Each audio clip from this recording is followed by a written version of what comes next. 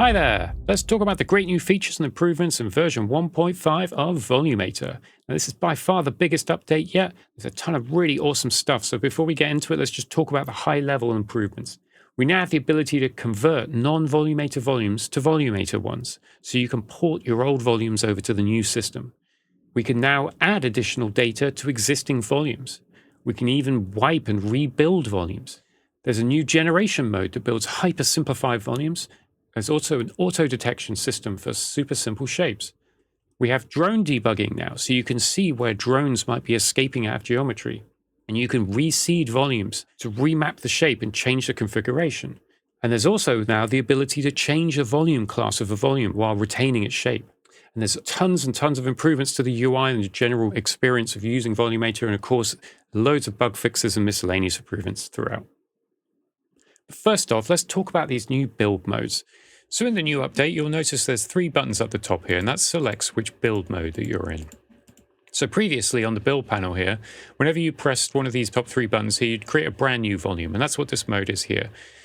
But with the other 2 modes, we can now either rebuild the selected volume, which means that it would wipe the shape and create a brand new one in its place, but retain all of the actor's settings.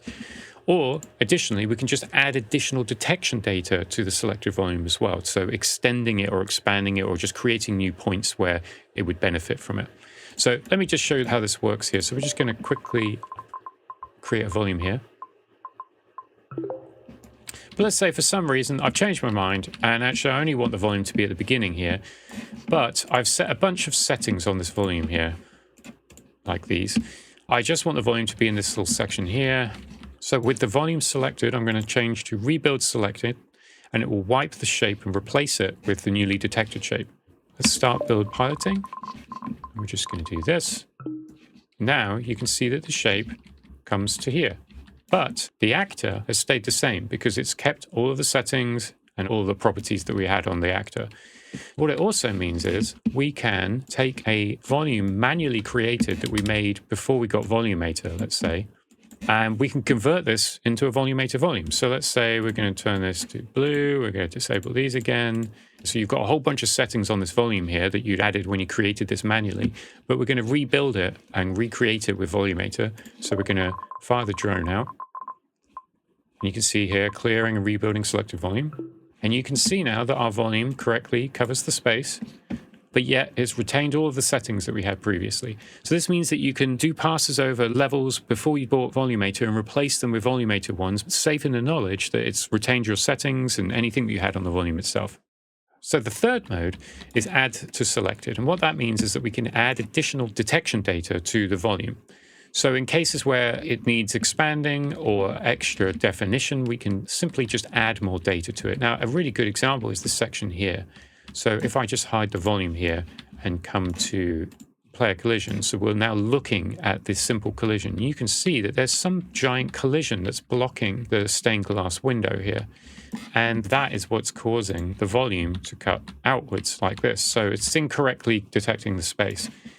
Now, of course, we could track that down and disable it and then redetect. But if we switch to visibility collision, we can see that collision isn't there. And so if we switch to detect complex, then we would be able to correctly detect the space. So I'm going to add to the selected volume, switch to detect complex, and we're going to add complex detection data like this. And now these new points are going to be in the correct location, and the volume will correctly reach the end now. Let's use one of these messy examples here to show how we can improve a volume shape by adding detection data. So let me just quickly build a volume here. So it's pretty good, but especially in these little sections here, it gets really difficult for the system to build the perimeter correctly. So let's add to selected, and we're just going to add a little bit more data here in the hopes that it's going to be able to handle the space a bit better. And it has, look at that. So you can use this to continually add more and more data to fix any problems like this. Now, you have to be a little careful. Don't go crazy with it, because every time you do that, you're adding more and more and more data. But it does allow you to really focus in and improve the volume. It's great stuff. So you may have noticed a few changes to the UI here. We've got some lines separating different groups, so it'll make it a little bit easier to read the panels. But you'll also notice that we have a new panel here, which is the tweak panel. And effectively what I've done is I've moved the tweak buttons from the edit panel into this new tweak panel, which makes them a little bit easier to read. And we've also got a few new buttons that I'll get into later. Before we get into that, though, let's talk about the new generation mode, multi-box. And what this does is it's prioritizing low triangle count over everything else. So it'll do its best to kind of represent the shape with a series of angled scaled boxes. And it will make a shape that loosely represents the space, but with an absolute minimum number of triangles. Let me show you this example here. It's a very simple space here. And more or less, this could be represented by two rectangles. But let's get in here and build a perimeter mode, classic mode. And you can see this has a triangle count of 46. Now, if we switch over to multi-box and regenerate, you can see now it's 26. So it's around half. And it's very dependent on the complexity of the volume. But in this case, it's around half. If we come over to a lot more of an angled shape like this here, again, I'll put it back to perimeter mode. And let's build this shape here. Now, this has 188 triangles. Now, if I switch it over to multi-box, it now only has 48. Of course, it doesn't represent curves very well, as we can see here, because it is made up of boxes, but it's done a pretty good job. And it's got down to only 48 triangles, which is pretty incredible. Now, it's based on the backbone of the perimeter system. So that means, and this is why I mentioned the tweak panel earlier, we can use all of the variables in the same way that we could in the perimeter mode to adjust this. So we can change the resolution. So by going through these, we can see the effect that it has on the number of boxes that you use. And as you can see, the number of boxes here, it will tell you, you can't interact with the boxes, but you can change how they're sort of configured by changing the resolution and various other settings. So we can change the expand as well. And you can see it reconfigures the boxes here each time to find the absolute minimum number of boxes. So in this case, we've only got 32. Up here, we've got 94, even though it's actually a smaller space. Like the perimeter mode, the validation mode will try to minimize any errors just in case there are any. There usually aren't. It's actually pretty safe to use this one. Let's come over here and we'll build this one. And there you go. And that is only 40 triangles. Whereas this here is best represented by a single rectangle. So obviously it's not the best choice if you need to have real accuracy on your spaces to make sure there's no bleed into other areas. But if your primary goal is just to throw a volume over something with minimum number of triangles and it to loosely represent the shape, then this is going to be a great solution for you. So off the back of the multi-box stuff, we now have the ability to simplify a volume down to a simple box. And it will detect if the volume is almost cuboid in shape, and if so, it will just replace it with a cuboid, and it will be much lower triangle count. So let's just disable it here. So setting it to 0 turns it off. We're just going to build a shape here. So obviously this is very nearly cuboid, but if we look at it, we can see there's a few extra lines added. And we can see that it has 36 triangles. So if we put the simplify box back to the default of 0.4 and then regenerate, you can see now it's turned it into a box. And so that's what the default behavior is now. And obviously the difference between that and this is negligible. And yet the triangle count has gone from 36 to 12. So this is obviously going to be much better for CPU. So what does this value represent? Well, this is the percentage surface area change that turning it into a box would create. Effectively, if turning it into a box makes it 0.4% larger than it's allowed. So if turning it into a box made it 0.5% greater, then it won't be allowed. And so effectively it's sort of saying, if I'm going to change the shape too much, just don't bother. It'll only do it if it won't change the shape that much. Of course, if you come into something that's sort of cubey, but not really like this, you can see this obviously is not going to turn this into a cube, but we can crank it all the way up to 2%. So will 2% do it? No, it won't. What about 10%? Yes.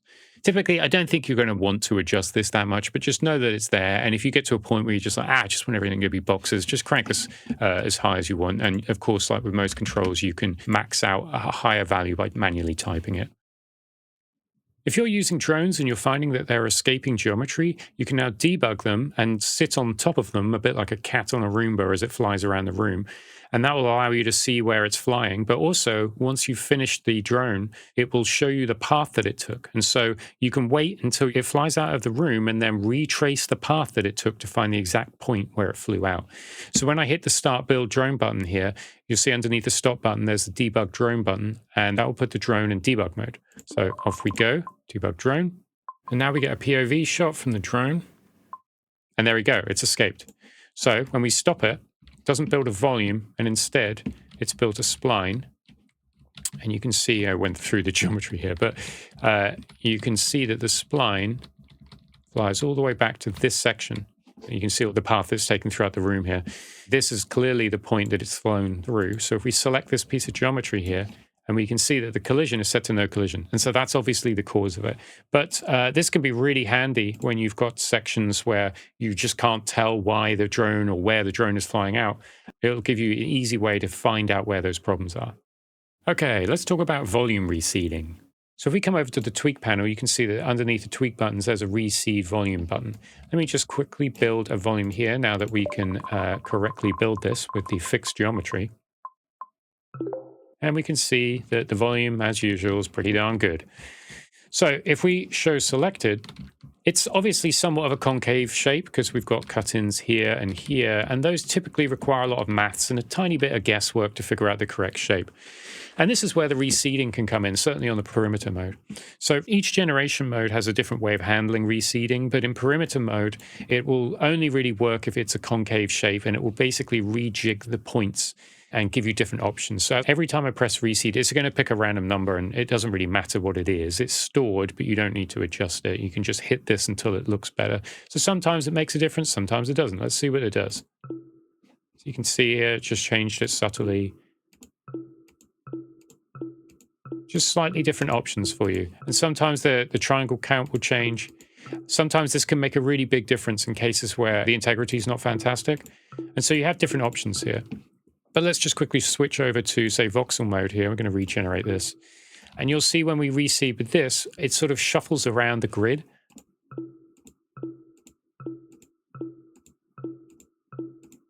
Just gives you different options. And so sometimes you might prefer one shape over another. And it's just a way to give you kind of like different options with the same data. So especially when you're dealing with problems with volume integrity, the reseeding in perimeter mode can be really helpful. And of course, it works with the other modes. It works multi-box as well, and Delavox and 2-pass. So it's just another way to get different options. Try it out, maybe if you're having problems or if you just want different output, give it a go. So another new feature is the ability to change a volume class of a volume. So this will take an existing volume and create a new volume of a different class and copy the shape from one to another. So in this case here, I have an AK spatial audio volume, and I've changed my mind and I want to use an AK reverb volume. But I want to keep the shape. I don't want to lose the work, all that massive amount of work that I've done with the shape here. And so rather than build a new volume, I'm just going to select the AK spatial audio volume with the new volume class selected here, come over to the edit tab and just press change volume class. And as long as this volume class and the selected volumes class is different, then it will work. And there we go. There is our new AK reverb volume with exactly the same shape as the old one. Now you may notice that the old one has stuck around, and this is so that you can copy and paste any components or anything else you want from the old volume to the new one. So you just remember that you had to delete the old one. If you do want, for some reason, to add functionality to just automatically delete the old one, you can easily do that. Just open up the main Volumator widget, go over to the graph and type change volume class. And in the function here, over on the right here, you will see this little bit of red, and you just want to hook this guy up here. And then now the next time you run change volume class, it will delete the old one and you'll just be left with the new one. Anyway, so this is a handy little utility feature here that will be really good for people that maybe have multiple different volume classes that it's unclear at any given moment which class they want to use, but later on they'll change their mind perhaps. Handy little feature there. So if you're using Audiokinetic Wise, you're probably using AK Acoustic Portals as your barrier volume class. And that way you can piggyback where you're using your portals as your Volumator barriers. So in this case, though, you'll find that usually portals end up being quite long, like this barrier here, to nicely transition between areas in Wise. And the problem with that is that you're effectively creating big old geometry that juts into the room there. So the challenge with that is that it can create kind of weird volumes around barriers in certain conditions, a bit like this. Now we do have in the generation settings advanced here, we have no edges on barriers, and you can tweak that and that will change how that works. But in this case, that certainly doesn't help and actually just pulls the volume further into the room. So what we can do instead is we can tell Volumator to use barrier volumes as planes. And that will, instead of using a barrier volume as a volume, it will create just a simple plane at the central point here. And that is going to be more useful for people using Wise, because then you will get a nice sharp cutoff at the central point here. Now that we've enabled that, let's try building volume again, and we'll see what that does here. So rather than detecting out to here, it will detect into the center here. And you can see it's done a much better job here. And if we disable no edges on barriers and regenerate, you can see that it's done an even better job there. So with these sort of two settings here, this one, no edges on barriers, you can change after the fact and you can just toggle and regenerate and see the difference it has. This barrier setting here is a detection setting, and therefore you have to set it and then detect a space. But presumably you won't be switching this on and off. You will just find what works for you and then store this as your default. So if you're using Wise, I'd probably recommend enabling this unless you're using very skinny AK acoustic portals. As always, there's a bunch of improvements under the hood, and I've already touched on some of the UI improvements. There's some button consolidation and some tidy up, as well as some better debug information when you're doing things.